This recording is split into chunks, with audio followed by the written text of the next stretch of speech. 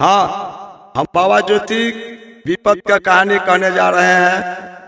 हमारे घर सिमरी बख्तियारपुर थाना जिला पटना के वासी हैं। अगर टूटी फूटी होगा कहीं तो बालक समझ के पंच भगवान क्षमा कर दे। और भजन शुरू कर जा रहे हैं।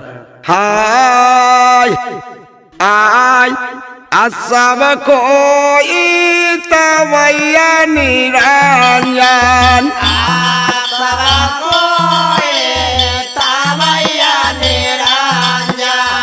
आहो ये ओढ़ा हो गोसाइया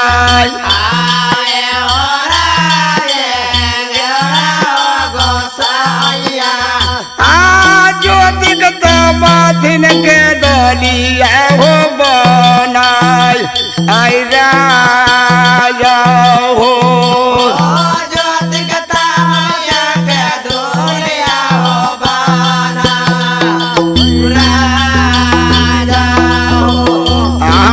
पंचन भैया समाधिन गोसाइया पंचन भैया समाधिन गोसाइया आहो टाटा के को दरिया से हो बाबूजी टाटा के को दरिया से हो बाबूजी ज्योतिक तो मथीन सोने माके को उदारे से ज्योतिक ताया सोना माके को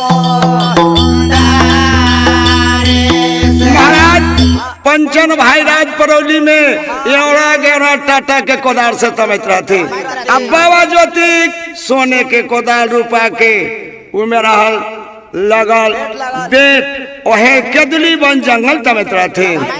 आ पंचन भैया रोपैया हो दीनानाथ पंचन भैया रोपैया हो दीनानाथ आहो जौआ जो करइए बाबू भैया जौआ जो करइए बाबू भैया बाबा रोपत रे ओर भोलावा हो के राज आई डार हो बाबा जो रे ओर भोलावा हो के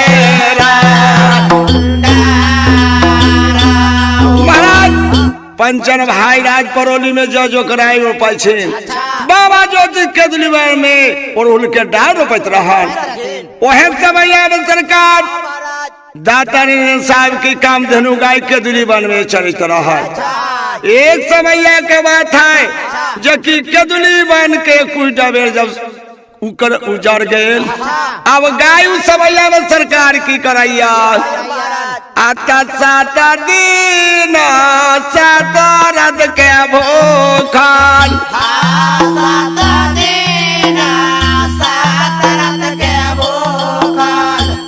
काम गे धेनु चलिए गे देलकाई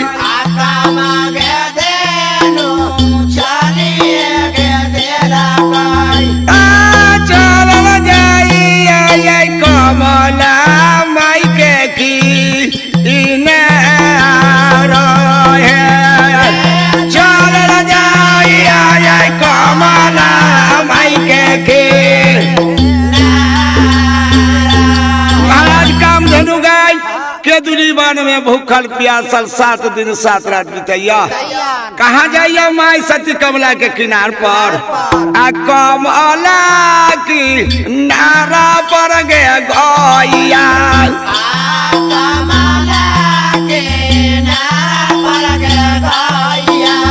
आगे बैठी जावा गेलन बाबू भैया हो बैठे जावा गेलन बाबू भैया बैठलन कपाली गया सन गेला आगा बैठलन कपाली नया सन गेला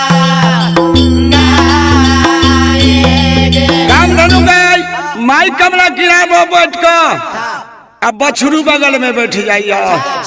अच्छा तिफार को कानैया गे गैया छाते पार का कानैया के गैया आगे ढार ढार ढार काम धेनु गे ढारा ढारा ढारे काम धेनुगे आगे ढार लगल नये ना आगे दोनों आइलो राग है ढारा ढारा नये नागे दोनों लोरागे